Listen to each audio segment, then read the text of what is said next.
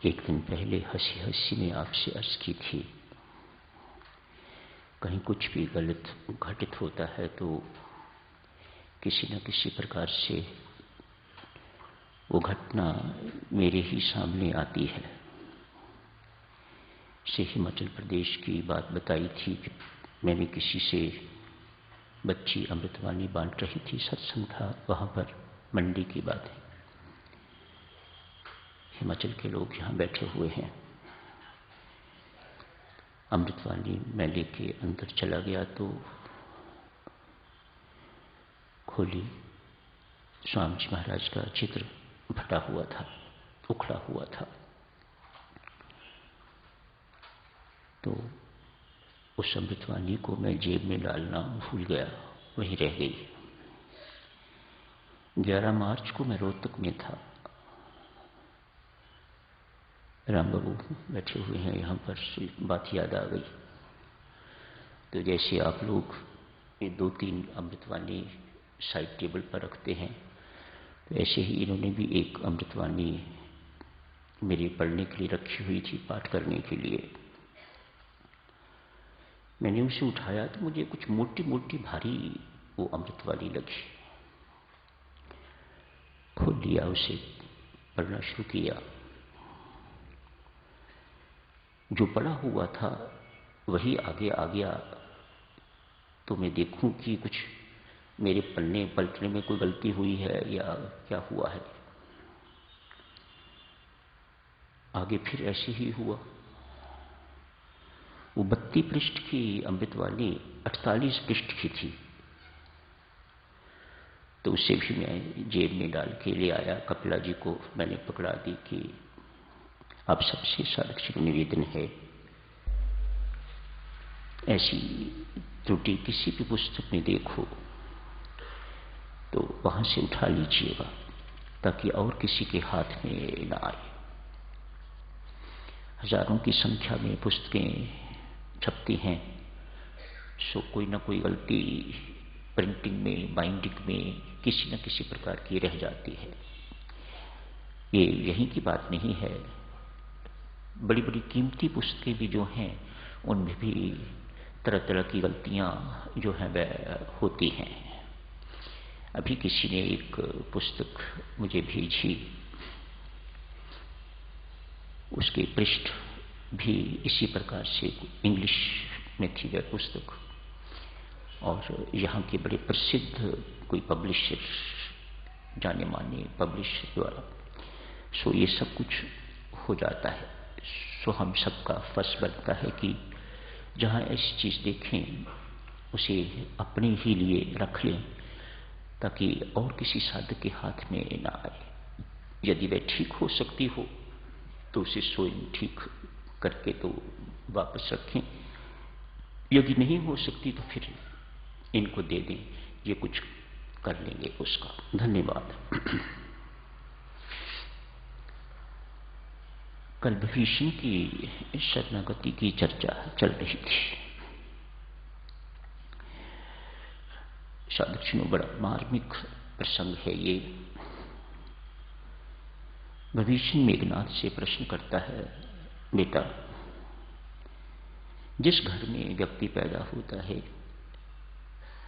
पलता है, बड़ा होता है, आज उस घर को यदि आग लग जाए तो व्यक्ति का क्या कर्तव्य बनता है? उसी घर में रह के तो आग में जल जाए, घर को जलने दे? ये विवेक युक्त बात तो नहीं लगती। बड़े सुंदर शब्द प्रयोग करते हैं भविष्य जी महाराज। ये बात मूर्खता की है, बुद्धिमत्ता की तो नहीं। जिस घर में आग लग जाती है, व्यक्ति कोशिश करता है, यदि अपना घर है या पराया हो तो भी कोशिश करता है कि आग बुझाने की चेष्टा की जाए। जितना अधिक से अधिक यदि जलने से नहीं बचाया जा सकता तो जितना अधिक से अधिक सामान निकाला जा सके वह निकाला जाए। यदि कोई परिवार के सदस्य इधर उधर कमरों में पड़े हुए हैं तो उन्हें निकाला जाए और स्वयं बच के निकला जाए।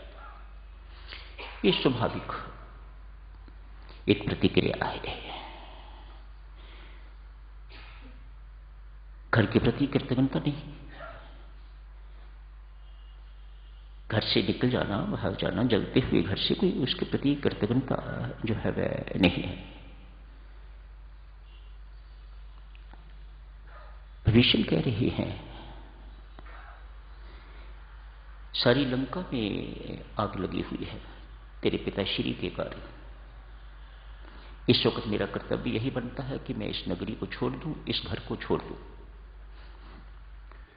मेरे निकलने से मैंने बहुत कोशिश की तेरे पिता को समझाने की, तेरा बाप समझाने, उसकी दुष्वृत्तियों के कारण, उसके विकारों के कारण, उसके दुर्गुणों के कारण सारी लंका को आग लगी हुई है। और मैं तुम्हें आश्वासन देता हूं सारी की सारी लंका जल के राख हो जाएगी, सारे के सारे राक्षस मर जाएंगे। मेरा इस वक्त यही कर्तव्य बनता है मैं स्वयं भी बचूं और जहां तक जितने राक्षसों को बचा सकूं उन्हें बचाऊं।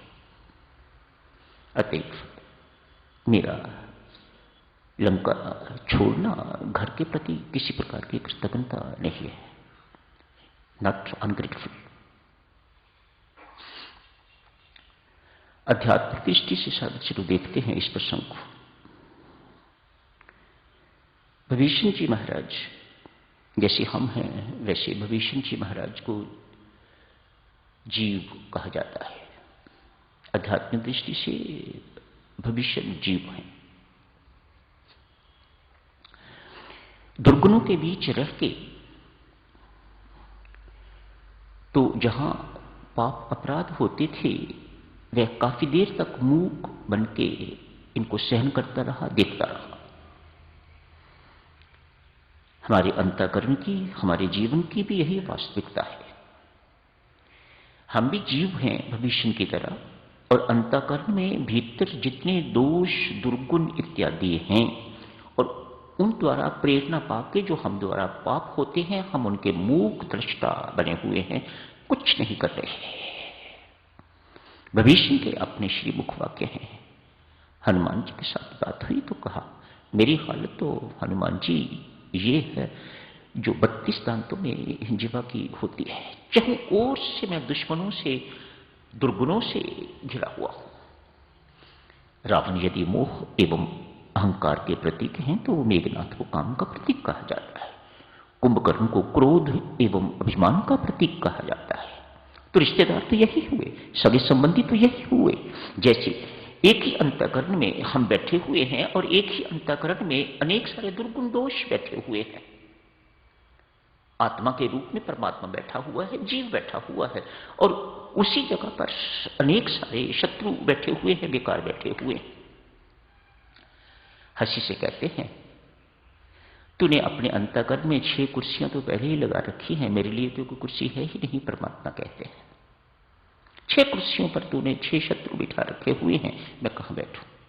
तो मेरे बैठने के लिए जगह बना, उनको मैं खुद निकाल दूंगा, पर मेरे बैठने के लिए जगह तो हो, मैं राजाधिराज हूं, मैं गंदी जगह पर नहीं बैठता।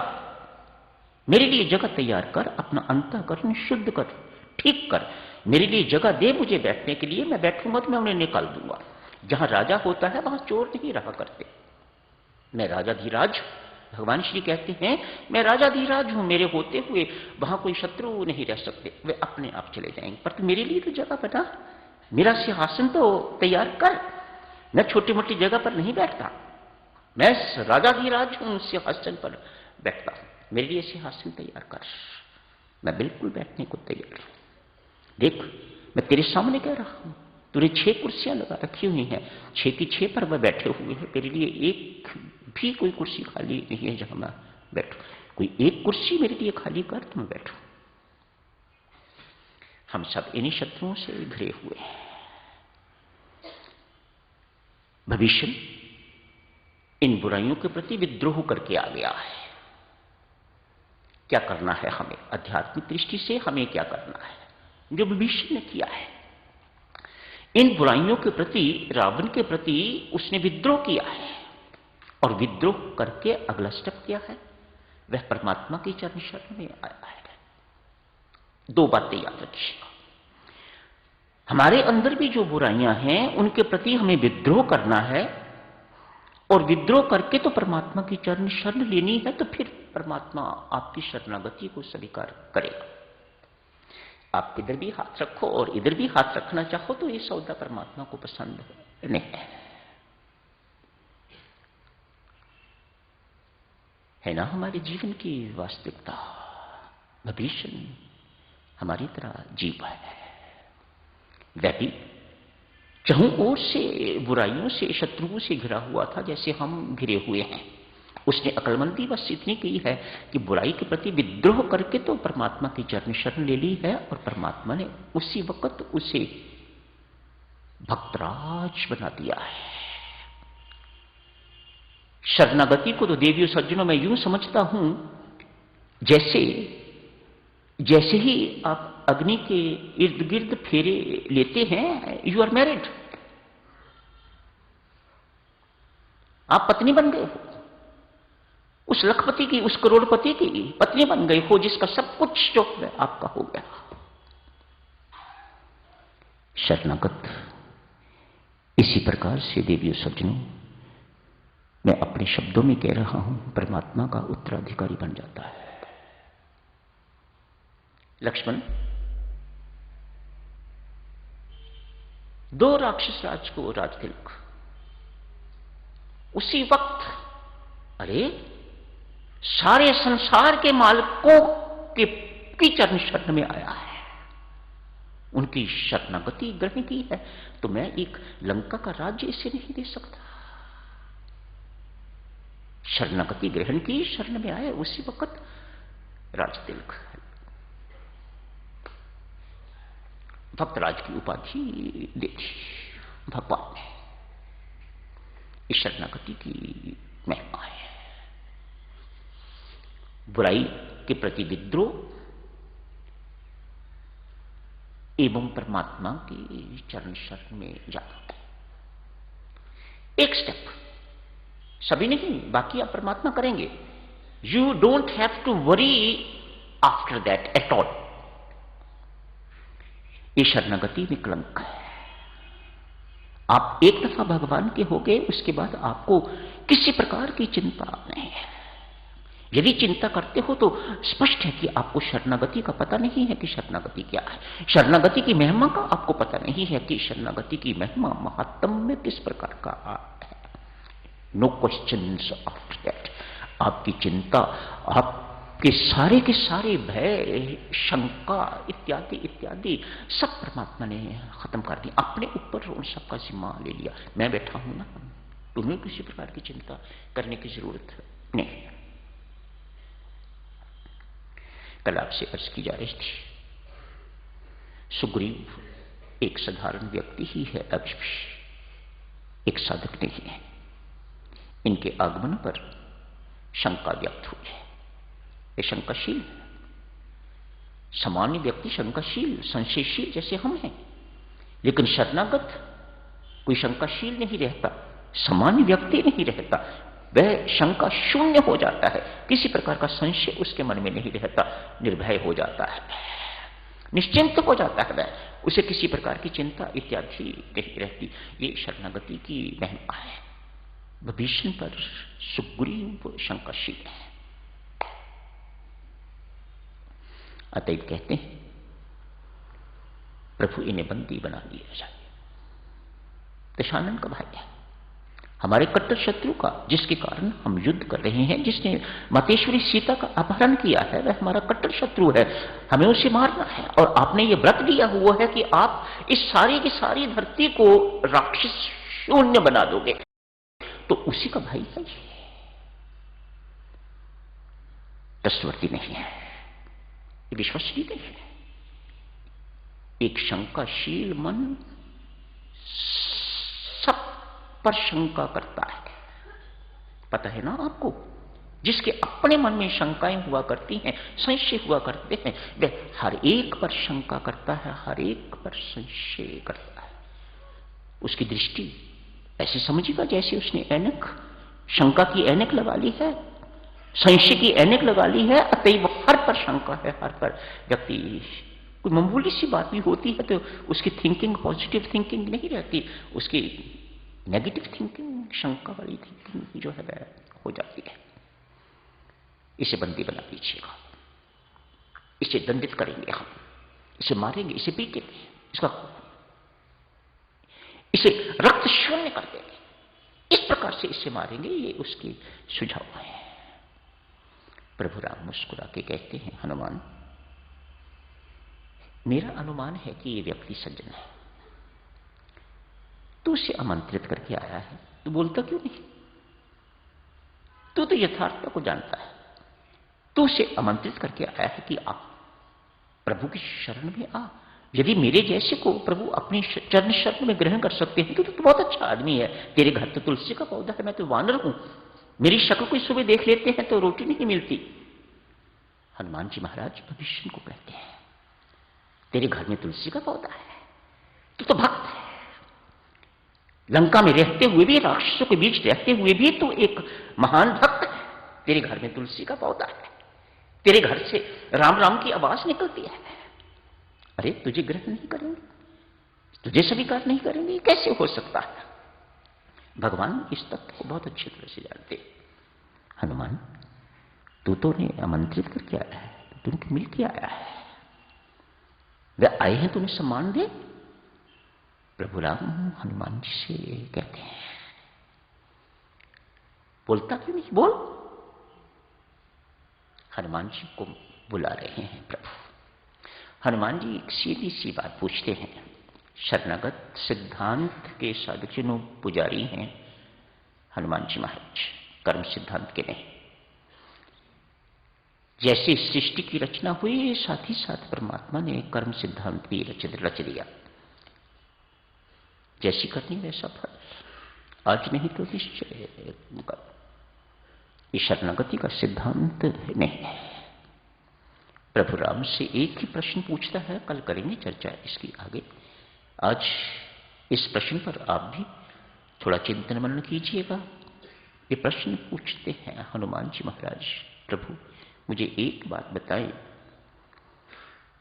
ये लंका में क्या घोषणा करके आए हैं और यहां इन्होंने आके क्या कहा है? प्रभु ने कहा, लंका में इन्होंने घोषणा की है कि मैं लंका छोड़ के, राज्य छोड़ के, अपना परिवार छोड़ के, सब कुछ छोड़ के तो प्रभु राम की शरण में जा रहा हूं। और यहां आके कहा है मैं आपकी चरण शरण में आया। मुझे ये बताएं प्रभु, हनुमान जी पूछते हैं, मुझे ये बताएं, शरणागति कोई न्यायालय है जहां कोर्ट, न्यायालय अर्थात कोर्ट, जहां जजमेंट दी जाती है, या अस्पताल है जहां रोगियों का उपचार होता है? एक शरणागत प्रभु स्वीकार करता है कि मैं रोगी हूं और वह आपके अस्पताल में आया है। वह यह भी स्वीकार करता है कि मैं अपने रोगों को ठीक नहीं कर सकता, तभी मैंने आपकी चरण शरण ग्रहण करी है। आप एक बहुत उच्च कोटि के वैद्य हो, आपका क्या कर्तव्य बनता है, कल करेंगे साधुजनों इसकी चर्चा। आज यही समाप्त करने की इजाजत दीजिएगा।